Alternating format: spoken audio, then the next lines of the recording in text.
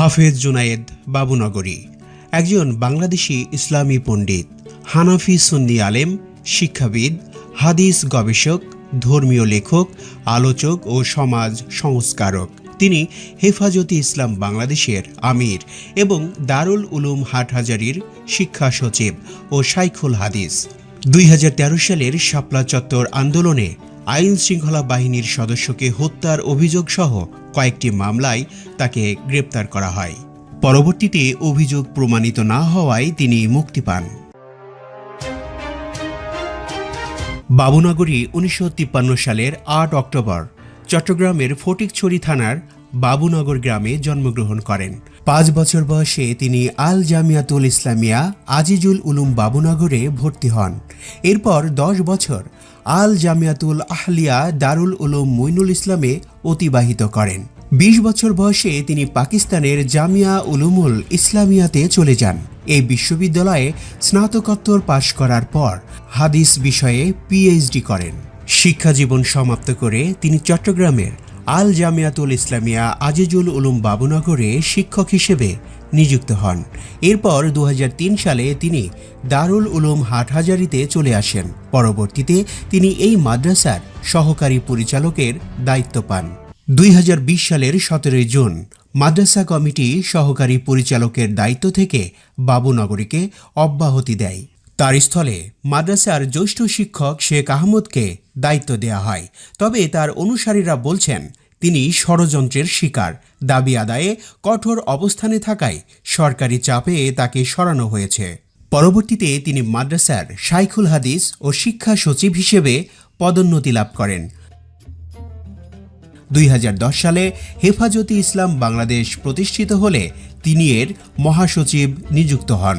2019 সালের 13 জুন 3 দেশ সফর করে প্রধানমন্ত্রী শেখ হাসিনা একটি সাংবাদিক সম্মেলনের আয়োজন করেন। উক্ত সম্মেলনের এক পর্যায়ে পর্দা বিষয়ে শেখ হাসিনা বলেন, হাত মোজা, পা মোজা, নাক চোখ ঢেকে এটা কি? জীবন্ত টেন্ট হয়ে ঘুরে বেড়ানো, এটার তো কোনো মানে হয় না। তার এই বক্তব্যকে আপত্তিকর আখ্যা দিয়ে জুনায়েদ বাবুনগরী বলেন, কোরআনের 7টি আয়াত এবং 70টির মতো হাদিস দ্বারা পর্দার বিধান প্রমাণিত। এসব আয়াত ও হাদিস দ্বারা পর্দার বিধান প্রমাণিত হওয়ার পাশাপাশি সর্বপ্রকারের বেপর্দা হারাম হওয়াও সুস্পষ্টভাবে বোঝা যায়। সুতরাং শরীয়তি পর্দা নিয়ে রাষ্ট্রের সর্বোচ্চ পদে অধিষ্ঠিত প্রধানমন্ত্রীর মুখে এমন আপত্তিকর মন্তব্য দুঃখজনক। 90% মুসলিম অধ্যুষিত দেশে পর্দা সম্পর্কে দেয়া এমন বক্তব্যে কোটি কোটি মুসলমানদের হৃদয়ে রক্তক্ষরণ হয়েছে। তিনি শেখ হাসিনার পর্দা সম্পর্কে দেয়া এ বক্তব্য প্রত্যাহার করে আল্লাহর কাছে তওবা করার আহ্বান জানান। 2020 সালের 2 অক্টোবর এক সভায় শাহ আহমদ শফী ও তার লং মার্চের ব্যাপারে তিনি বলেন, আল্লামা আহমদ শফী দেশে ভ্রান্ত মতবাদ ও ইসলাম বিরোধী কার্যকলাপের বিরুদ্ধে বলিষ্ঠ ভূমিকা রেখে গেছেন।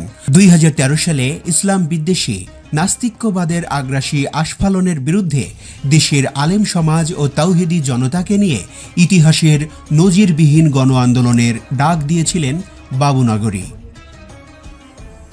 2020 সালের 5 অক্টোবর এক বিবৃতিতে তিনি বলেন, পর্দা নারীর মৌলিক অধিকার। পর্দাতেই নারী সর্বাধিক নিরাপদ।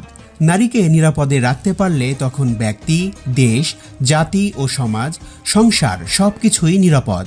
ধর্ষণ, নারী নির্যাতন এসব রোধে পর্দা বাধ্যতামূলক করার বিকল্প নেই। বাবুনগরী হেফাজতে ইসলামের মুখপাত্র হিসেবে বলেন, এদেশে নাস্তিক মুরতাদরা থাকবে, নয়তো হেফাজত থাকবে।